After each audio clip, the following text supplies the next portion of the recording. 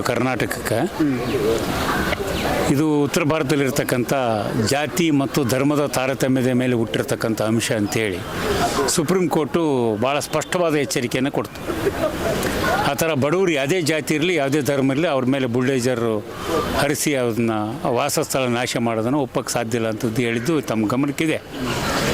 ಕರ್ನಾಟಕದಲ್ಲಿ ಅದು ಇವತ್ತು ಪ್ರಾರಂಭ ಆಯಿತು. ಕೋಗಿಲೆ ಪ್ರದೇಶದಲ್ಲಿ 167 ಬಡ ಕುಟುಂಬಗಳು ಅಲ್ಲಿ ಆಕ್ರಮಿಸಿದ್ದಾರೆ. ಕಳೆದ 5 ವರ್ಷದಿಂದ ಅಲ್ಲಿ ವಾಸ ಮಾಡಿರ್ತಕ್ಕಂಥ ಕೆಲವು ದಾಖಲೆ ಇದಾವೆ, ಕೆಲವು ದಾಖಲೆ ಇಲ್ಲ. ಅದನ್ನು ಪರಿಶೀಲಿಸಲಿ, ನ್ಯಾಯಬದ್ಧರಿಗೆ ಅದನ್ನು ಒದಗಿಸ್ಕೊಡ್ತಕ್ಕಂಥ ಸರ್ಕಾರ ಮಾಡಬೇಕು. ಆದರೆ ಇಲ್ಲಿ ವಿರೋಧ ಪಕ್ಷ BJP ಏನೈತಲ್ಲ, ಅದಕ್ಕೆ ಹೊಂದ್ಕೊಂಡಿರ್ತಕ್ಕಂಥ JDS ಇವರು ನ್ಯಾಯಯುತವಾಗಿ ನಡ್ಕೊಳ್ಳೋದನ್ನು ಕಲಿಬೇಕು. ಯಾಕೆ ಕಲಿಬೇಕು? ಇಲ್ಲಿ ಜಾತಿ ಧರ್ಮ ತಾರತಮ್ಯ ತರೋದನ್ನು ಬಿಡಬೇಕು. ಈಗ ಉದಾಹರಣೆಗೆ A.T. ರಾಮಸ್ವಾಮಿ ಅವರು ಕುಮಾರಸ್ವಾಮಿ ಮುಖ್ಯಮಂತ್ರಿಯಾಗಿದ್ದಾಗ ಒಂದು ಆಯೋಗ ರಚನೆ ಮಾಡಿದರು.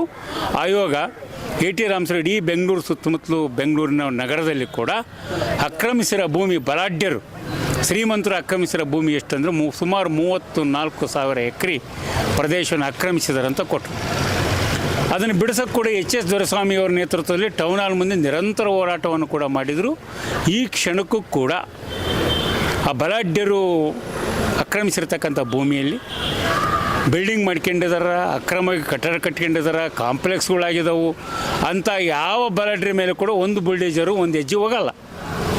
ಆದರೆ ಬಡವರು ವಾಸ ಮಾಡ್ತಕ್ಕಂಥದ್ದನ್ನು ಹುಡುಕಿ ಬುಲ್ಡೇಜರ್ ಹೊಡಿತಕ್ಕಂಥ ಸಂಸ್ಕೃತಿಗೆ ಕರ್ನಾಟಕ ಸರ್ಕಾರ ಕೈ ಹಾಕಬಾರ್ದು. ನಂಬರ್ 1.